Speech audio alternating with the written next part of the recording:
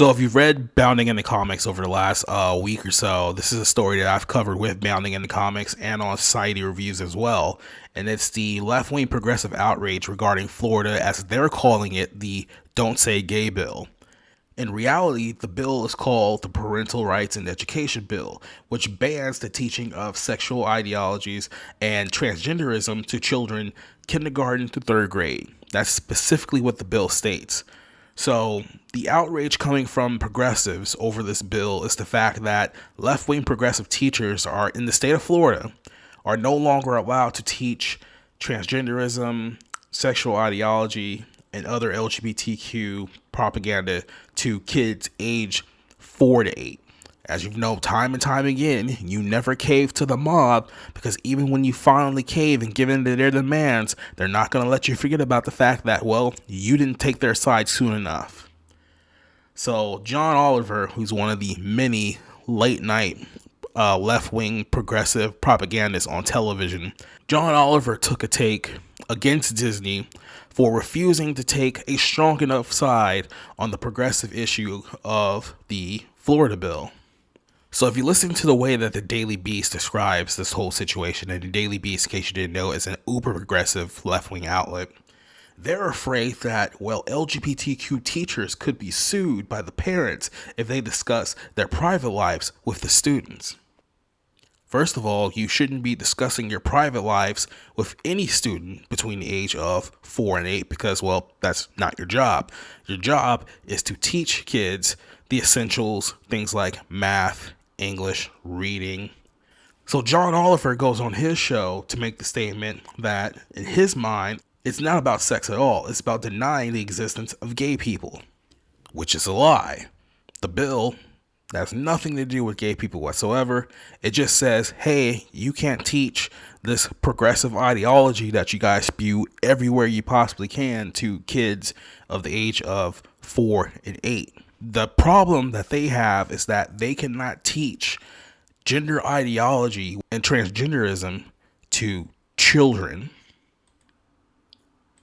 Now, in this video, Oliver brings up numerous complaints that progressives have about Disney, which has absolutely nothing to do with the bill itself.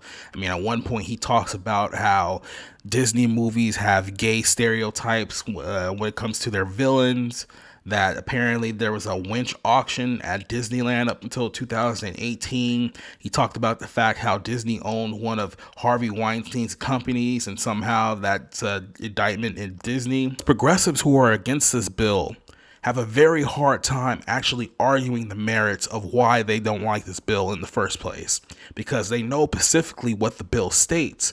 And anyone who reads the bill will probably be in for it just based on what it says.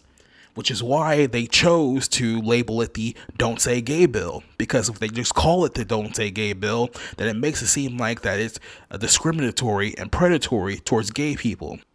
And then he ends his statement with this: every LGBTQ young person deserves to attend a school that provides an inclusive and affirmative environment, not one that aims to erase their existence.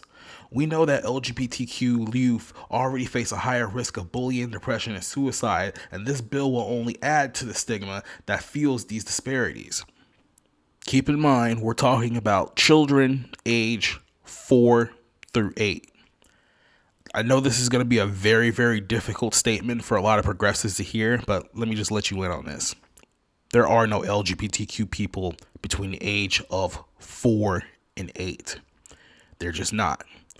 What you have is you have a lot of progressive parents, mostly white women if we're going to be specific, but you have a lot of progressive parents who use their children to push and normalize their own ideology. And that's exactly what you're seeing in public school systems. And a lot of parents do not support their children between the age of 4 and 8 to learn this shit and infest their heads with ideology that could lead to things like, I don't know, depression and suicide. So the parents are essentially taking a stand against these teachers. And now progressives are at war with parents, because in the eyes of progressives, who are the parents to decide what's best for their children? A lot of parents are starting to wake up to what these progressive left-wing teachers are teaching and instilling into their children, and a lot of them don't like it. The problem is, this has been the problem with America for quite some time, is that the things that you're trying to prevent these teachers from teaching their kids, they've already been teaching them this for decades. A big problem with America, and we're suffering the consequences of it right now, is the fact that parents, for the most part, have been asleep at the wheel at what exactly their children have been learning from their instructors, their educators, and even television and film, if you want to go as far as that as well. If you're wondering why so many of these seemingly middle-class, well-adjusted children are growing up to become young communist revolutionaries, and you think to yourself, well, I didn't teach him any of this stuff. He learned it, or she learned it, from the schools, the teachers. Parents are only just now waking up to what these educators, who look like this, are teaching their kids.